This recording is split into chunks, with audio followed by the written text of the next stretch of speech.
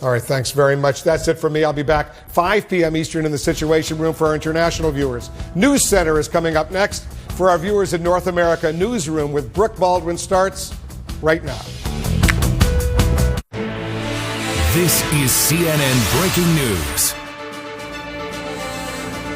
We got several major stories to report here on CNN. I'm Brooke Baldwin. Top of the hour, 2 breaking stories. First up, on the plane crash, that Germanwings Airbus 320. We now have new information at this hour that a third American was on that flight that took off in Barcelona, was headed to Dusseldorf, crashed in the French Alps. We've much more on who was on the plane, what the investigators are doing there in this mountainous region, and what now we know from investigators from basically the French equivalent of the NTSB.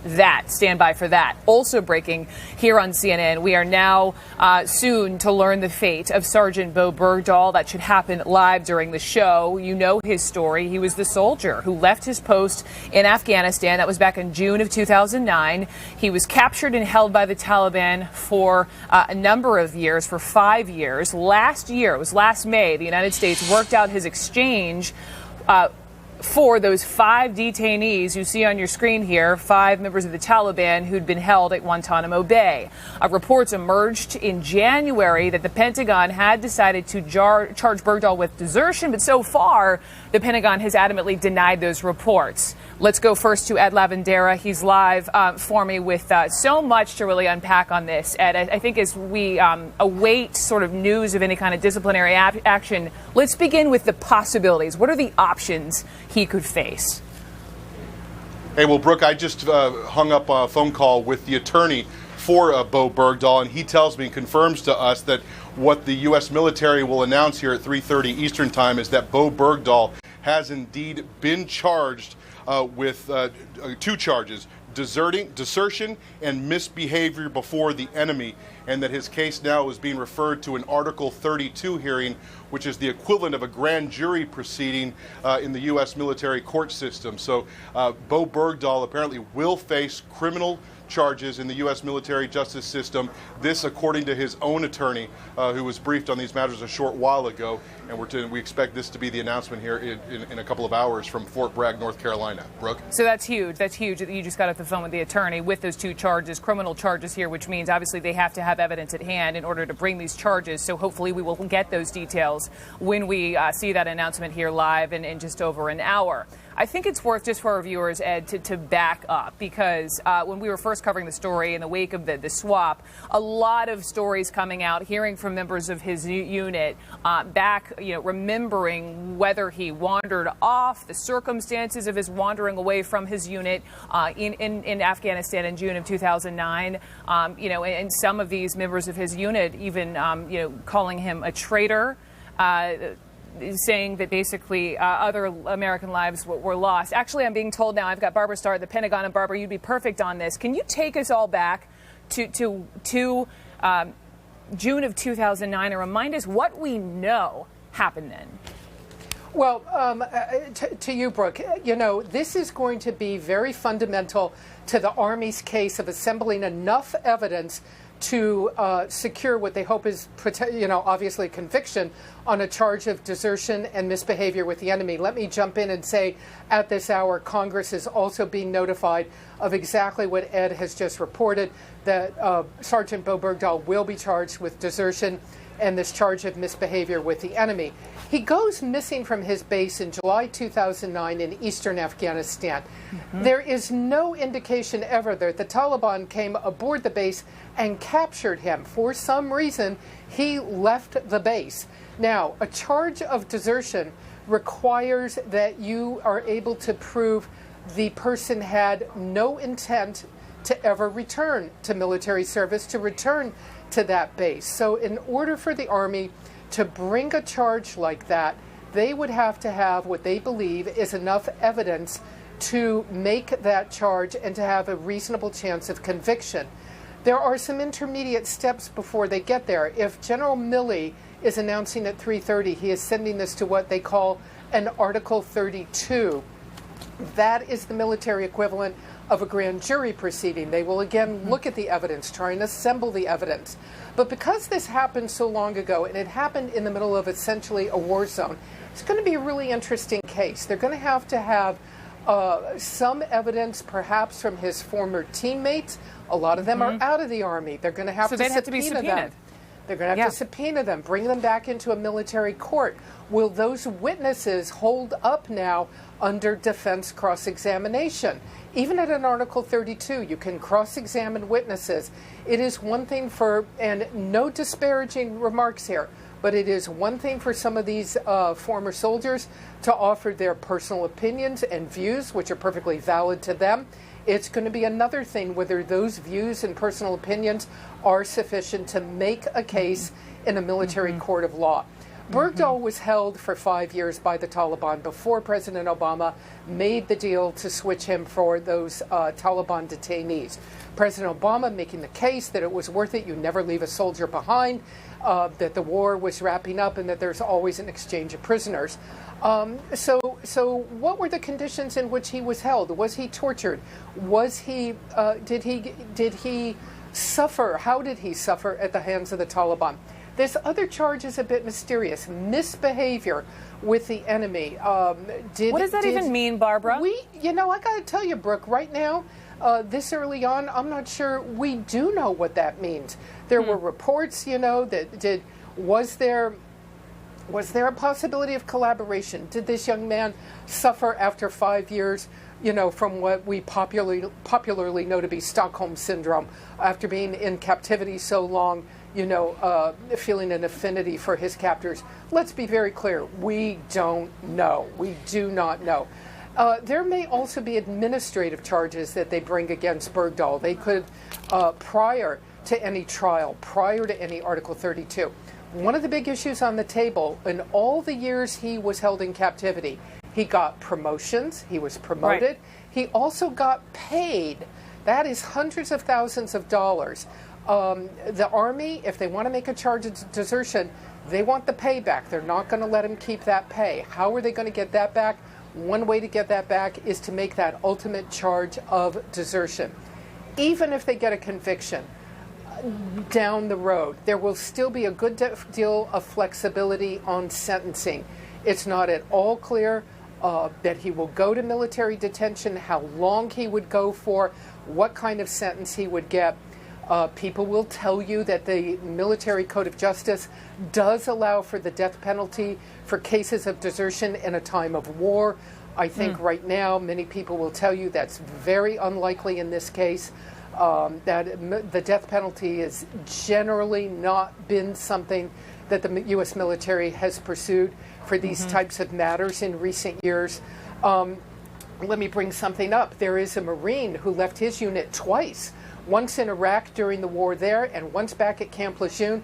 He fled to Lebanon. He recently came back, decided he wanted to come back to the United States rather than be in a Middle East war zone.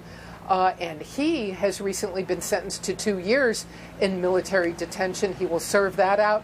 He will be dishonorably discharged, and he will be back in civilian life in 2 years in the United States. So there may be some military case law precedents that will emerge here. But this is a case that has been very stressful for the U.S. military. It has been very stressful for the U.S. Army, for a soldier, for any member to walk away from their unit. That is very serious business. And let me just follow up on that, and thank you so much for all of this incredible reporting. There's a lot to unpack here. But here's my follow-up to you. When you mentioned, 2 beats ago about, President Obama and this notion of leave no soldier behind. I mean, listen, when we covered that prisoner swap in May of last year, it was, the administration was certainly criticized that they would be willing to trade to bring these members of the Taliban, these 5 men out of, Guantanamo Bay and return them to Qatar. But still, there were questions about whether or not certain members had even reached out back to members, to terrorists. The follow-up would be, what about the Obama administration knowing that a desertion charge would potentially be on the table? What implications would this mean for the administration, for the Pentagon here? Well, let's talk a little bit about how this military justice system works. The Army has been handling this completely in secret, and that is how military justice at this point would work. This is a command review by General Mark Milley, the 4-star head of U.S. Army forces in the United States. He has complete discretion at this point to decide how he wants to proceed. He's been reviewing all the evidence for several months. He could go administrative. He's apparently decided to go criminal with a charge of desertion. Again, he'll send it likely to an Article 32 grand jury proceeding type of proceeding in the U.S. military. That proceeding will decide if it goes to a full trial. At every step, they have to have the evidence to make the charge. That's exactly like it is in civilian law in this country. You can't have frivolous prosecutions. A prosecutor has to truly demonstrate they have the evidence that could reasonably get them to a conviction. In terms of those guys, the Taliban terrorists that were released from Guantanamo Bay, that's very interesting because already we know that the U.S. government's been having conversations with Qatar about keeping them under surveillance in Qatar longer. They're coming up on that one-year period when they're up for review. I can tell you that our own Jim Sciutto has been talking to Qatari officials behind the scenes, and there are indications that the Qataris know they're going to be asked to keep them longer because there are some obvious concerns about one or more of them going back to Afghanistan, getting back into the fight.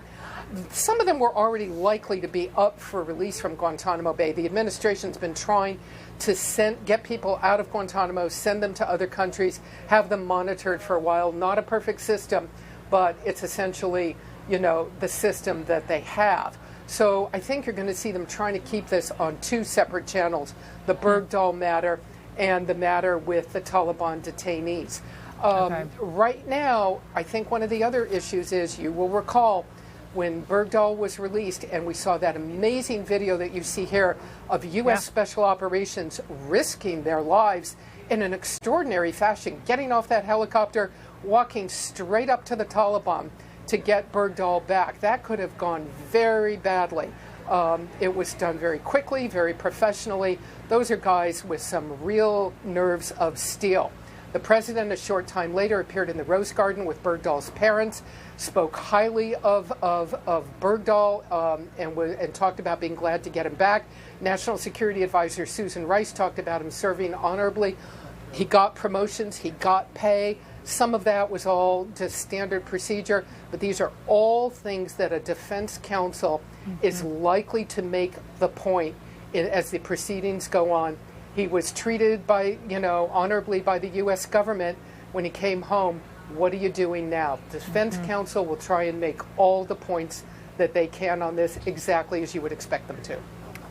Phenomenal reporting from the Pentagon. Barbara Starr, thank you so much. And we'll come back to you. Ed Lavandera, before I let you go, let me just come back fully to you. And can you just remind all of us where Sergeant Bo Bergdahl has been this entire time since being returned home back to the United States? He was assigned to basically doing administrative work with an Army unit down in San Antonio, Texas. He has been here ever since he was brought back to the United States.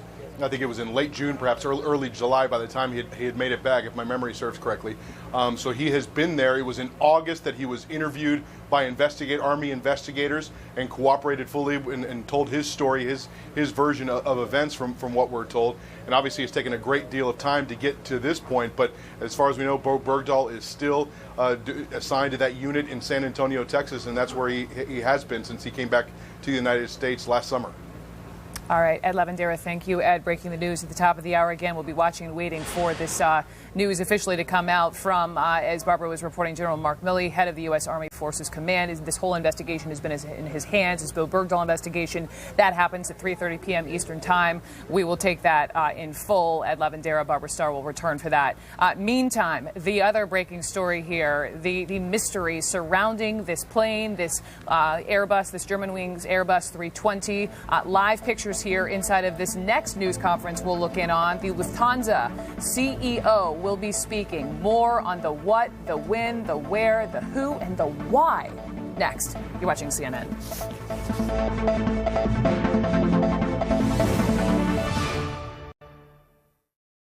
I hate cleaning the gutters. Have you touched the stuff? It's evil. And ladders. Ah! They have all those warnings on them. Might as well say, you're gonna die, Jeff. You hired someone to clean the gutters. Not just someone from Angie's List. But we're not members. We don't have to be to use their new SnapFix feature. Angie's List helped me find a highly rated service provider to do the work at a fair price. Come see what the new Angie's List can do for you. How do we make a great suit? We start with the finest Italian fabrics, designed with a canvas chest piece that molds perfectly to your body, and my signature soft shoulder for a more modern fit. Then it's built by the finest craftsmen in the world, right here in America. And now it's available at Men's Warehouse, because every man deserves to own a great suit. I'm Joseph Aboud. This is my signature suit, designed for Men's Warehouse. Before I had the shooting, burning, pins and needles of diabetic nerve pain, these feet grew up in a family of boys. Married my high school sweetheart and pursued a degree in education. But I couldn't bear my diabetic nerve pain any longer. So I talked to my doctor, and she prescribed Lyrica. Nerve damage from diabetes causes diabetic nerve pain. Lyrica is FDA approved to treat this pain. Lyrica may cause serious allergic reactions or suicidal thoughts or actions. Tell your doctor right away if you have these, new or worsening depression, or unusual changes in mood or behavior, or swelling, trouble breathing, rash, hives, blisters, muscle pain with fever, tired feeling, or blurry vision. Common side effects are dizziness, sleepiness, weight gain, and swelling of hands, legs, and feet. Don't drink alcohol while taking Lyrica. Don't drive or use machinery until you know how Lyrica affects you. Those who have had a drug or alcohol problem may be more likely to misuse Lyrica. Now I have less diabetic nerve pain, and I love helping first graders put their best foot forward. Ask your doctor about Lyrica. You've probably seen images of animal abuse before. And if you're anything like me, you might have wanted to turn away. Because the thought of an innocent animal being harmed is very painful to see, and it's even harder to believe. But the images of animal cruelty are real, and they are undeniable. Behind every one of these images are the eyes of a living and breathing, suffering animal.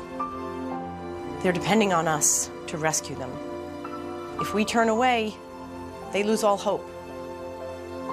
So I'm asking you not to turn away.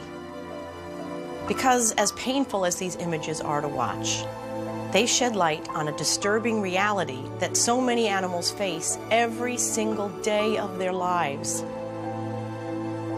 This is why I'm asking you to join me in helping these animals right now. Please visit this website or call the number on your screen right now and join the ASPCA with your $18 monthly donation. It's only 60 cents a day. And I can tell you, your donation will help animals immediately. Rescue them from terribly abusive situations, giving them medical attention, food, and loving care. Please make that call or go online to join in the next 10 minutes.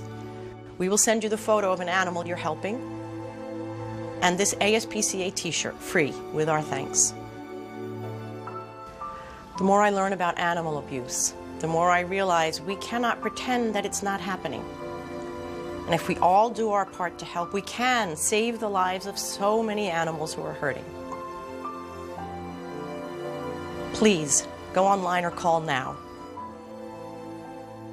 Closed captioning brought to you by InventHelp. Call 1-888-909-4332. People ask me all the time, George, what do I do with my idea for a new product? I tell them, call my friends at InventHelp. Call for free information. Breaking news here. I'm Brooke Baldwin. Live pictures, Barcelona, Spain, as we are watching and waiting for this news conference to begin on the crash, the investigation, the implications here of this plane that went down in the French Alps. Again, just a heads up, we're watching and waiting to hear from both the CEO of Lufthansa and the Germanwings CEO.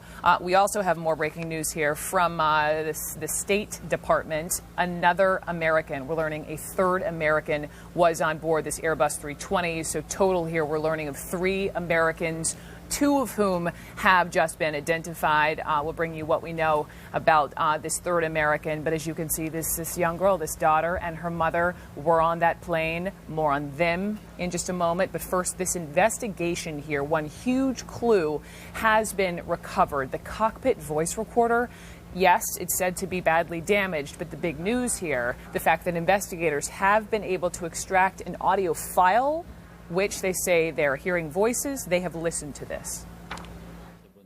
It was a good news and relief for us. We have been able to extract an audio file that we can use. And, well, we know that this is concerning this particular flight, but it's too soon to draw any conclusions with respect to what happened. Following this, with respect to this module, the sound module or file, we'll have to do some work to understand and interpret the sounds and the voices that might be heard on that audio file. So that's the cockpit voice recorder. The other issue, the other black box, is the flight data recorder. The French president, speaking today, said that they did find the shell casing of the flight data recorder, but the valuable, that information chip, that is what's still missing. They're still looking for that, the investigators in the French Alps. That was a claim disputed by the French investigator, and that could contain one of the key unanswered questions here, the why the plane reached 38,000 feet and then dropped for 10 minutes with no distress call from the cockpit. French government officials say they have not ruled out terrorism, but they consider it an unlikely explanation. Joining me now, CNN's aviation and government regulation correspondent Renee Marsh with the American angle here. Renee, talk to me about this mother and this daughter and now this third American. So, Brooke, that is the news and the headline that just came out of the State Department, that there were indeed 3 Americans on board this flight. We know the identities of 2. The first, Yvonne Selke, and her daughter, Emily Selke. They're both from Nokesville, Virginia, which is about 45 minutes outside of Washington, D.C. And we are learning more biographical information about these 2. We know that Emily Selke was a student at Drexel University, the university confirming to CNN that they are aware of the death. They also, her sorority there, she was a member of Gamma Sigma Sigma. They also paying their respects to her via Facebook. We do know that Emily worked at a company by the name of CarWorks here in Washington, D.C. She worked as a community manager, and we know her mother worked for the consulting firm Booz Allen. So that's what we know about those 2. CNN has been in contact with Richard Selke, who is the father and the husband. And he says, as you would imagine, Brooke, that he is just broken up and cannot bring himself to speak. But we are expecting some sort of family statement at some point today. We don't have a timeline for when we will get it, but we are expecting that from Richard Selke. Now, on to that third American, we are still without any information as far as the identity. The State Department saying that they are actively working now to get in touch with that individual's family and notify them first. Can't even begin to imagine what these families are going through. As we get more information, obviously we'll pass it along. For now, Renee Marsh, thank you so much. Again, we'll come back to this coverage. I've got Lessa Bin and Richard Quest sitting next to me. We'll wait for that news conference and we'll parse through some of that. But I want to pivot back to the big news here. Former Sergeant Bo Bergdahl will be charged with desertion by the U.S. Army. This is what we're learning from his attorney here. We're learning desertion and misbehavior before the enemy. I've got Coley Simpson on the phone. He's a former military judge and Homeland Security expert. Captain Coley Simpson, can you hear me, sir? I can. Let's begin with, when we hear about this charge of desertion, what sort of punishment could that charge bring? Yeah, it's first important to recognize that he is presumed innocent until proven guilty beyond a reasonable doubt. But of course, if he's charged with desertion and misbehavior before the enemy, or either one, the maximum possible penalty could be death, or any other lawful punishment the court-martial could adjudge him, which could be no punishment up to death or life imprisonment or something less. So these are very serious charges, and there's going to be a process that has to play out between now and then before we even get to a court-martial. Let's just begin the process. I mean, when I was listening to both Barbara Starr and Ed Lavandera, they were likening, when they were talking about the criminal charges, the equivalent is essentially what we know in civilian court as a grand jury. They have to have, in order to bring about these charges, correct me if I'm wrong, when we're talking desertion and misbehavior before the enemy, you have to obviously have the evidence. So what is the process in which that evidence will be presented, sir?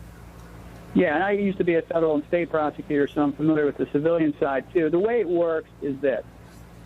He's presumed innocent now, and to get the ball rolling, they send him to an Article 32, which is more akin to a preliminary hearing, not a grand jury, because there's actually a defense attorney there, and the defense attorney can cross-examine folks. At the end of the Article 32, the investigating officer, who's a quasi-judge, will make a recommendation as to whether there's probable cause to believe, based on the government's evidence, that he committed either desertion or misbehavior before the enemy. If they make that recommendation, one or both charges, then that goes to the general that owns Bergdahl, called the Convening Authority, the General Court-Martial Convening Authority. And that Convening Authority can decide, Brooke, either to send him to a general court-martial, to send him to a special court-martial, or simply do other administrative things, or do nothing. If they decide to send him to a general court-martial, then those charges are referred to a general court-martial, and that's when what you and I both know as regular trials would begin: pretrial litigation, motion, and then an actual trial potentially. Now, when I understand desertion, I know that you have to prove that this individual, in this case Bo Bergdahl, had no intention of returning to his unit. One, that's desertion. Two, the second charge we're hearing about from this attorney, misbehavior before the enemy. Sir, what does that even mean? Yeah, that's one of those unique military justice concepts that you don't see in civilian practice. And it can be charged a number of different ways, but generally means you run away or you shamefully or abandon your post, that you were a coward. I mean, literally it talks about being a coward or cowardly conduct, and that you simply don't do your job and you're a coward. And so there's various definitions under the code, but it's the type of behavior that you want to discourage your soldier, sailor, and airman Marines from doing during a time of armed conflict. And, of course, the government would have to prove beyond a reasonable doubt all those elements and the element that we're at war, which, since we're under an authorization for use of military force, that would be the easiest part of the charge. So if I am Bo Bergdahl's defense counsel, though, I would bring in 2 points. One, the fact that he was promoted during captivity. Two, the fact that National Security Advisor Susan Rice said Bergdahl served with U.S. honor and distinction. How will that play into all of this? That's not going to help at all. And I know Gene Fidel. He's a great lawyer, defense counsel. I think what Gene will do, like any good defense counsel, is he will go to the Convening Authority and try to short-circuit this process and try to get the best deal that he can under the circumstances, whether it would be a special court-martial, which is a misdemeanor plea, or even an administrative discharge. And the strongest argument he's going to make is this: look, okay, yeah, he technically did this. He committed these crimes. But he suffered. He suffered punishment far worse than the military justice system can ever give him at the hands of the enemy. And these are all the horrible things that the enemy did to him. You all have gotten your pound of flesh. And the humane, fair thing to do is give us a plea deal that's fair to all sides concerned. And that's, I think, the strongest legal argument that's going to be out there. It's essentially a mitigation request. Okay. Charles Coley-Stimson, thank you so much for your expertise in walking us through the sort of military process and what these charges could mean. I appreciate it so much. And obviously, we'll have this whole thing live in exactly 1 hour from now here on CNN.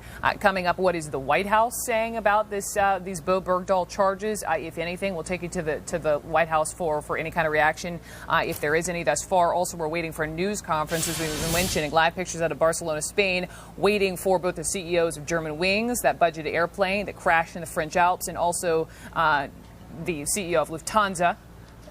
Stay with me. A lot of news happening on this Wednesday.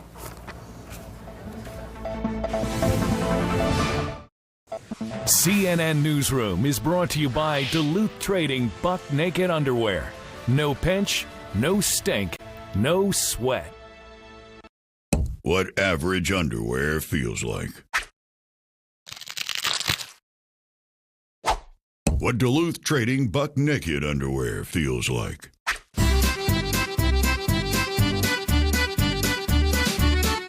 Duluth Trading Buck Naked Underwear feels like wearing nothing at all. No pinch, no stink, no sweat. Get a pair only at DuluthTrading.com. My goal was to finally get in shape. not to be focusing again on my moderate to severe chronic plaque psoriasis. So I finally made a decision to talk to my dermatologist about Humira. Humira works inside my body to target and help block a specific source of inflammation that contributes to my symptoms. In clinical trials, most adults with moderate to severe plaque psoriasis saw 75% skin clearance on Humira, and the majority of people... Coming out of break early here because we don't want to listen on the latest investigation here from both the CEOs of Germanwings and Lufthansa, speaking from Barcelona, Spain. Let's listen.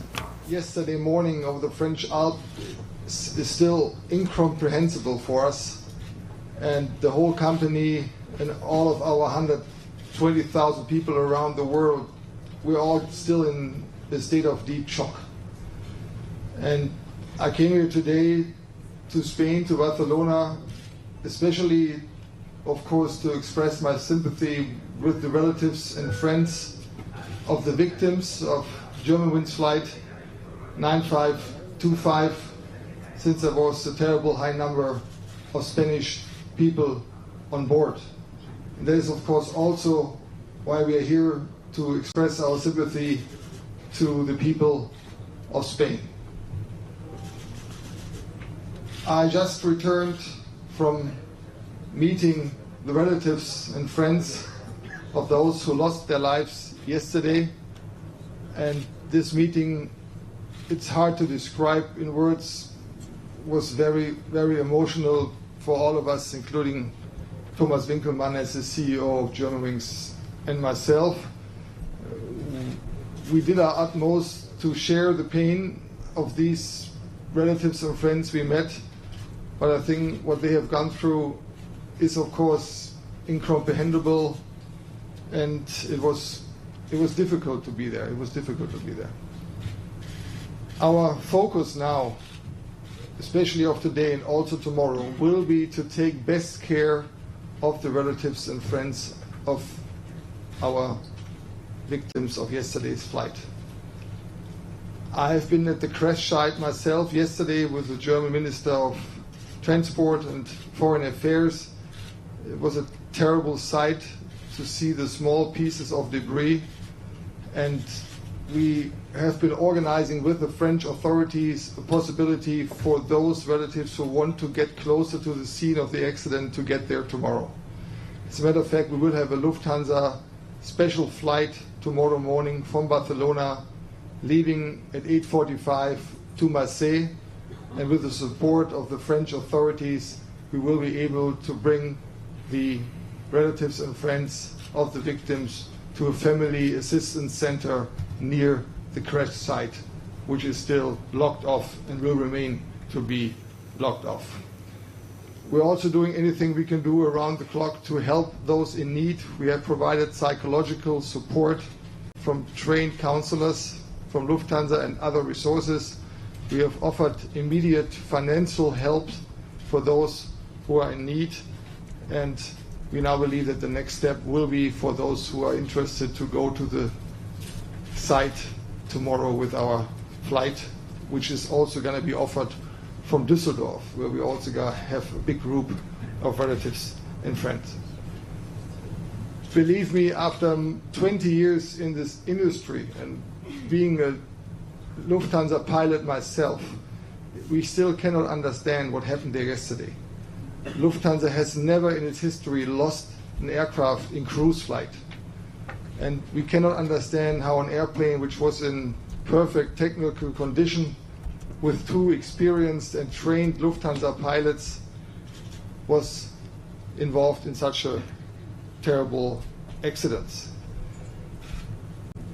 After taking care of the relatives and friends of the victims, the next priority, of course, is to find out how this accident could have happened and how we make sure that this can never ever happen again. It's too early for speculation, but I'm very happy to say that we are indeed a very constructive dialogue and cooperation with the French authorities, the Spanish authorities, the German authorities, Airbus Industries, and our experts from Lufthansa, technical expert, operational expert, who all have convened at the accident site for the investigation. We're very glad that the first flight recorder has been retrieved yesterday, and the French authority confirmed just a few hours ago that one of the audio streams is readable. So we expect, hopefully over the next days, more information. And we, of course, hope that the rescue teams will very soon find the second flight data recorder as well, which will then provide us with a complete picture of the accident. And after I visited the site yesterday, I'm very sure that we will be able to find out the cause of this terrible accident as soon as we have those data recorders both retrieved. Running an airline and enduring such an accident is terrible. We all in Lufthansa do our very best to help those who have been affected, but of course we know we can never make up the loss. So yeah, that's why I'm here, to help those who help the people here in Spain. And this meeting, I must say, yeah, was emotional and was showing us that this accident has caused terrible pain. Thank you. Thank you. May I ask for some questions? Yes, please. Yeah, over here for Bloomberg. Yesterday you said the plane was delayed, but Lufthansa explained why. Was there any connection between that delay and the accident? Okay, let me just explain the question to those who couldn't hear you. The question was, yesterday we said the plane was delayed, but there was obviously no explanation why. Yes, there is no reasoning behind this, but that there's congestion at the airport, which caused air traffic control to give us a later start-up time for the aircraft than the one according to the schedule. So no relation to the X incident whatsoever. Yes, please. How many people are going in the flight tomorrow morning? This will depend on the resources of the French authorities to help us to bring the people, once they landed in Marseille, closer to the crash site. So we're expecting to bring an aircraft with up to 150 seats, and we'll find out over the next hours how many of those we can fill to make sure that there is transportation provided on the ground. The German and French authorities are working on this. You have to understand that this area is hardly accessible, and you need the support of the military and police forces of France to get people to the family relief center. We have another question here. Thank you. Your colleague mentioned yesterday that the aircraft had gone through a full service, technical service in Dusseldorf prior to the flight. But we're hearing also that there was another service done at Heathrow on Sunday, and some technical issues were found with the plane. Are you able to give the plane a full, clean bill of health before it took off yesterday morning? Yes, the aircraft got a clean maintenance bill as it passed the check in Düsseldorf 2 days ago. And we also talked to the captain who operated the aircraft on Monday afternoon, and he also confirmed that the aircraft was in perfect technical shape. So there was nothing wrong with it in Heathrow last Sunday that you're aware of? I'm not aware of anything. Of course, it's all in the records, but the last records were the check in Düsseldorf, and the airplane was there released with a perfect technical sheet. One more question here. Yeah, just yesterday you said that there was this Eggman gap where there was no kind of Mayday call. You weren't able to confirm whether there was a Mayday call. Is that something that you could tell us? When did you last hear from the plane? And just a final question, just given what's happened, how confident are you about the future if there's confidence anyway? What's the outlook? Does it change the strategy in any way?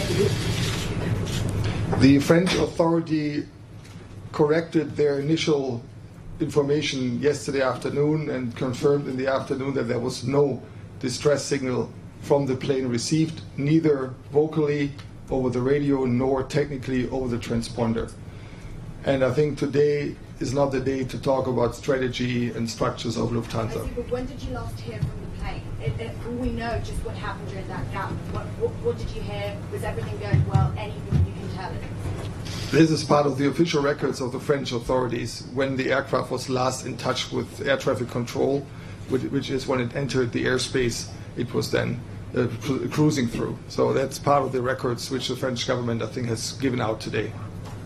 I can take 2 more questions. Bitte? Yeah, we take one question in German. In German, and then another question international, please.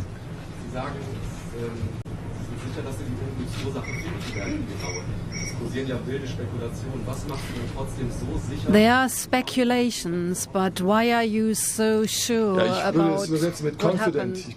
dass wir das finden werden, weil wir sind hier nicht Well, I über wouldn't say Wasser. confident. Wir haben zum Schluss eine aus meiner Sicht Frage von Stunden I und Tagen von think, in Suchen, my die hohe Wahrscheinlichkeit, opinion, die zweite there is a high probability that we will find the second black box. The French authorities have confirmed that the first black box can be analyzed, and I believe that then we will have enough information to reconstruct the information. Das haben die französischen Behörden heute noch nicht. The French authorities have not made more information public.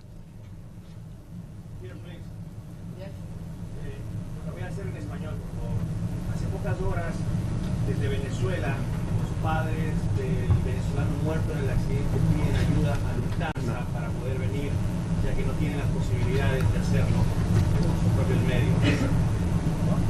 Just a few hours ago, the relatives of the victim in Venezuela were asking for some sort of financial support because they are unable to fly here. Keep ticket.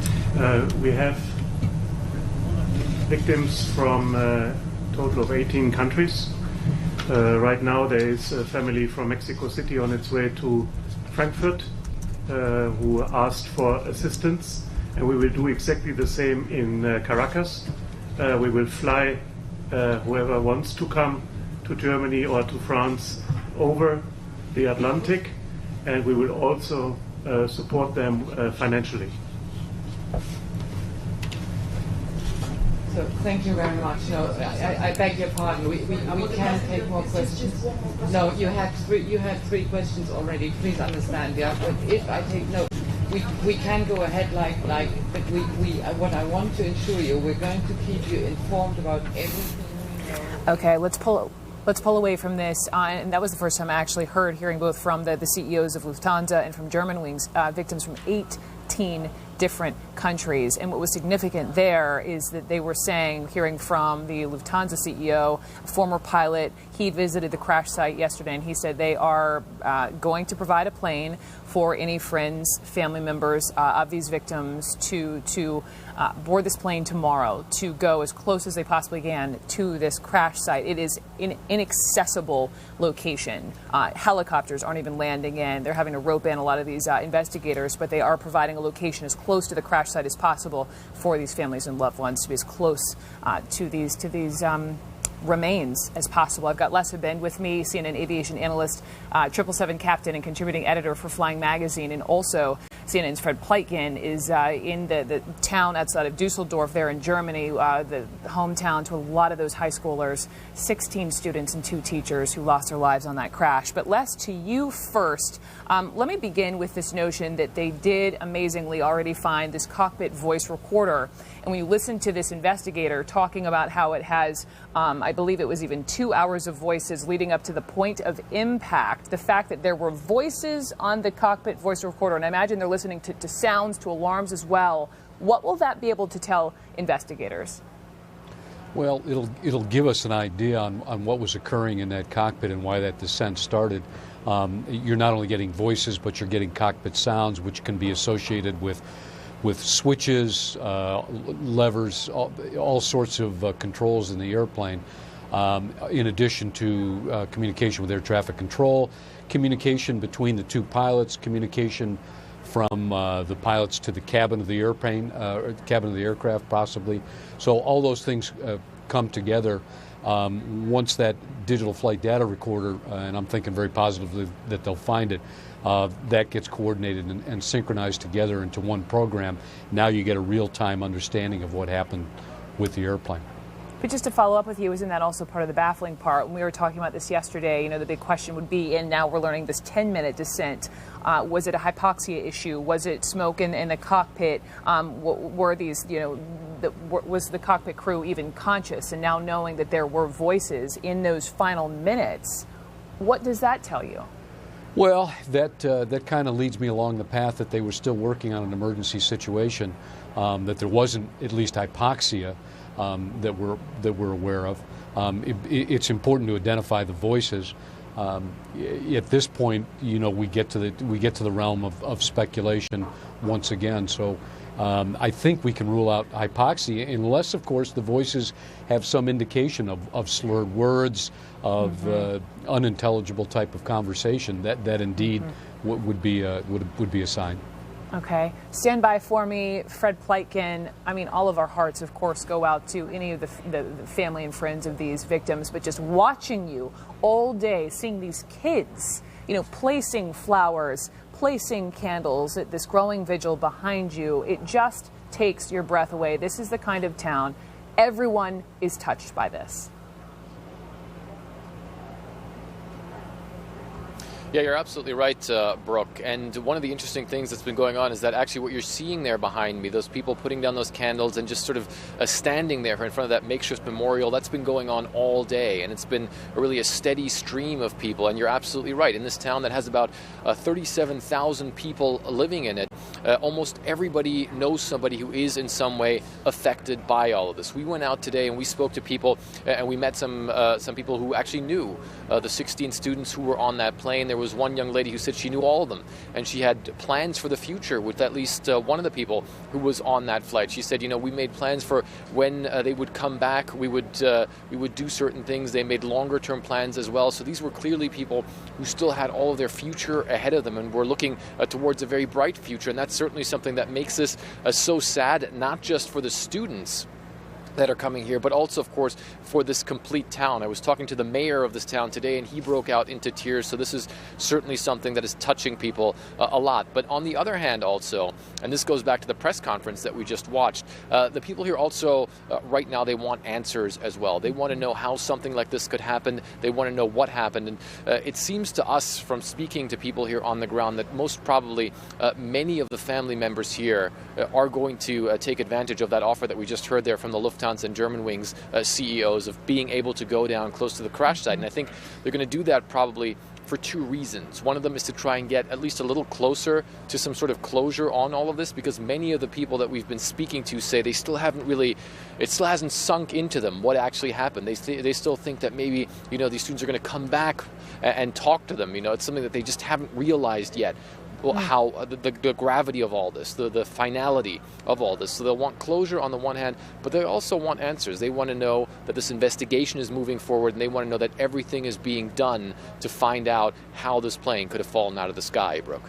You can understand, Fred, and Les, to both of you, as a family member, you want to get as close as possible to where your son, your daughter, your husband, your wife, where their remains now lie on this mountainous terrain in the French Alps. But Les, my question would be, as far as what I understand is happening with the mapping of the remains and the debris, and that they're not even removing any of that just yet, what exactly will these family members be able to see, be able to do at this location away from the crash site? It's a great question, and I don't think a whole lot of it. I would assume that the helicopters would just give them an aerial view. There's no way they can get these folks down in that area. But having been involved on a really bad day with with my airline's accidents and being trained in critical incident stress management, this is part of the grieving process, and it's very important for them to at least get to close proximity, even if it's just to the staging area. I think they'll probably go further, but this is all part of the process to understand and to try to deal with this situation. And I'm very gratified that the CEO of the company, Lufthansa, is also a pilot. And you can see how touched he is by this whole situation. And I think everything he's saying is very sincere. And you can just tell the way this investigation is being handled, how carefully, how every aspect of it is being handled. I think it's being done very well. There are just no words for this. Les Event and Fred Pleitkin, thanks to both of you. We'll come back to that. We'll stay on the story, stay on the investigation. 2 other breaking stories we're watching here on this Wednesday. We are now just learning the president of Yemen has left the country, gone. What does this mean now for the battle against, keep in mind, Yemen? That is headquarters for al-Qaeda in the Arabian Peninsula, and now apparently ISIS. We will have a live report on the ramifications of this absence. Also ahead, the news that Sergeant Bo Bergdahl will be charged. We're expecting a news conference that'll happen live during the show. Charged with desertion and also charged with misbehavior before the enemy. A lot to talk about on this Wednesday. Stay right here.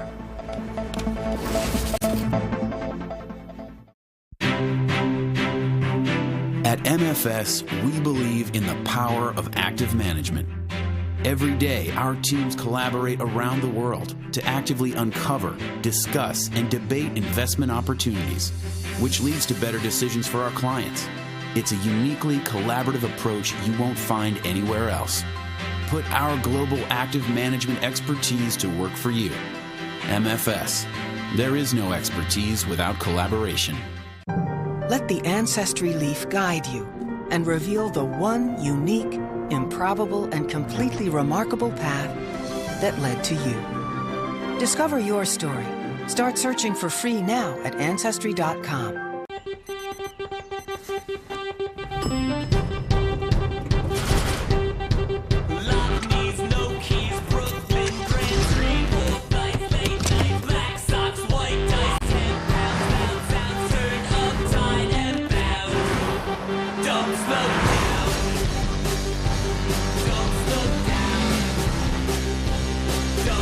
The 2016 ILX with 8-speed dual clutch transmission from Acura. Nobody told us to expect it. Intercourse that's painful due to menopausal changes. It's not likely to go away on its own. So let's do something about it. Premarin Vaginal Cream can help. It provides estrogens to help rebuild vaginal tissue and make intercourse more comfortable. Premarin Vaginal Cream treats vaginal changes due to menopause and moderate to severe painful intercourse caused by these changes. Don't use it if you've had unusual bleeding, breast or uterine cancer, blood clots, liver problems, stroke or heart attack, are allergic to any of its ingredients, or think you're pregnant. Side effects may include headache, pelvic pain, breast pain, vaginal bleeding, and vaginitis. Estrogens may increase your chances of getting cancer of the uterus, strokes, blood clots, or dementia, so use it for the shortest time based on goals and risks. Estrogen should not be used to prevent heart disease, heart attack, stroke, or dementia. Ask your doctor about Premarin Vaginal Cream. So, you're saying you'll give me my credit score for free? Right. Now you're going to ask for my credit card so you can charge me on the down low 2 weeks later. Look, Credit Karma. Are you talking to websites again? This website says free credit scores. Oh, Credit Karma. Yeah, it's really free. Look, you don't even have to put in your credit card information. What? Huh. Credit Karma. Really free credit scores. Really. Free. I could talk to you all day. Hi, I'm Mike Rohn. I've got a TV show called Somebody's Got to Do It on CNN. Unfortunately, nobody seems to know it's on CNN. So I'm going door to door to take the message home. Michael. Hey, Mom. Got to start somewhere. Free specialized phones are available to Californians who have difficulty hearing, seeing, moving, speaking, or remembering. No income requirements, no hidden fees.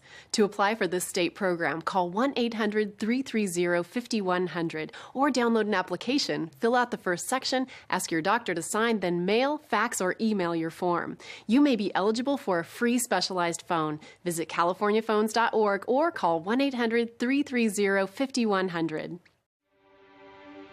Land. It's the reason we cruise. Longer stays, more overnights, night touring.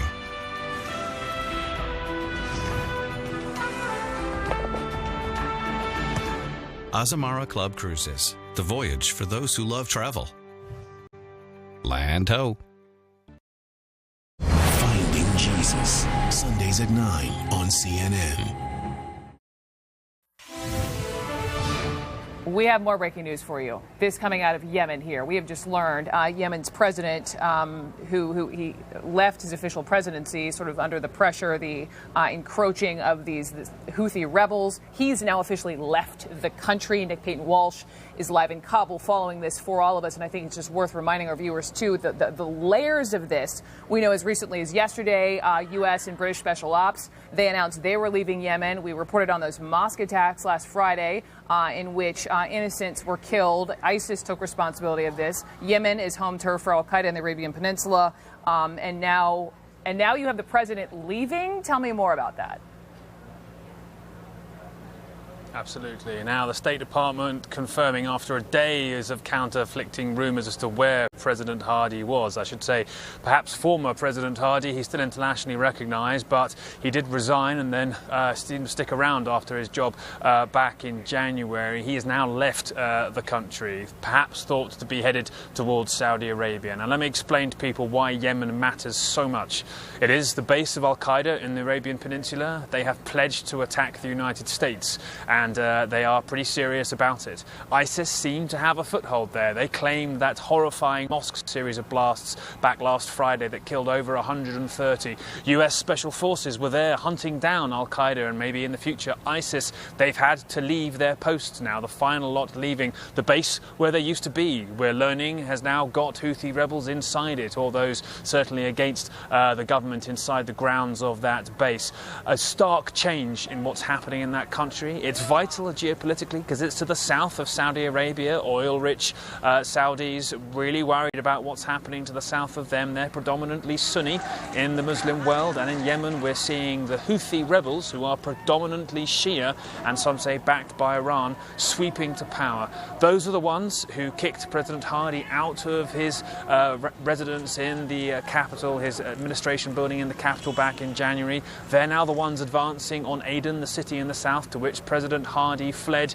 They put pressure, they're advancing quickly, airplanes loyal to them said to be in the air, and of course that seems to have contributed to a series of events that meant President Hadi fled today. It's a key development because now that government, which the West still put hope in, is no longer there. It's most likely remnants collapsing around it. The Houthis, it seems, their advance close to unimpeded at this stage. There are still many Yemeni tribes who will oppose them, but this is a stark change for a country whose opposition to al-Qaeda and terrorism in the region for the United States was so vital, Brooke.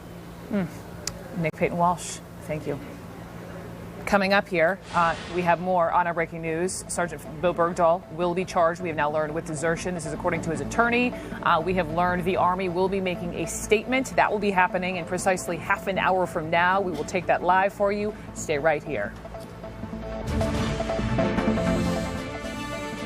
The Volkswagen Jetta is really fun to drive. Go for it. Okay. Wow. Woo! I'm dreaming. Pinch me. No, not while you're driving. And right now, you can get a $1,000 Volkswagen credit bonus on Jetta models. Seriously, pinch me. It's not a dream. Ow. It's the Volkswagen Stop Dreaming, Start Driving event. Stop dreaming and test drive one today. Hurry in and you can get 0% APR plus a $1,000 Volkswagen credit bonus on 2015 Jetta and Passat models. Can a protein originally found in a jellyfish improve your memory? Our scientists say yes. Researchers have discovered a protein that actually supports healthier brain function. It's the breakthrough in a supplement called Prevagen. As we age, we lose proteins that support our brain. Prevagen supplements these proteins and has been clinically shown to improve memory. It's safe and effective.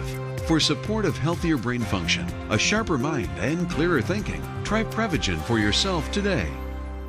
The termite swarm has come to the Bay Area. Subterranean swarmers emerge from beneath your property and can become a real threat. High-tech termite control is treating these colonies with the most effective solutions available. Diamond-certified, locally owned high-tech termite control gets the job done without disrupting your life and offers a 3-year warranty against new infestations. Call High-Tech Termite Control now, 888-322-8889, or visit hightechtermite.com. I'm almost done. Now you can pay your bill, manage your appointments, and check your connection status. Anytime, anywhere. Oh, so you're protesting? Okay. Introducing Xfinity My Account. Available on any device. I'm John Berman. And I'm Christine Romans. And this is CNN. This is CNN Breaking News. All right, here we go. Top of the hour. You're watching CNN. Two major breaking stories to talk to you about. First up, we now know there were three Americans, including this young woman from Virginia, who were on board that Germanwings Flight 9525, took off in Barcelona, headed to Dusseldorf. Something happened 44 minutes into this flight, and it took a 10-minute descent to then slam into this mountainous region in the French Alps.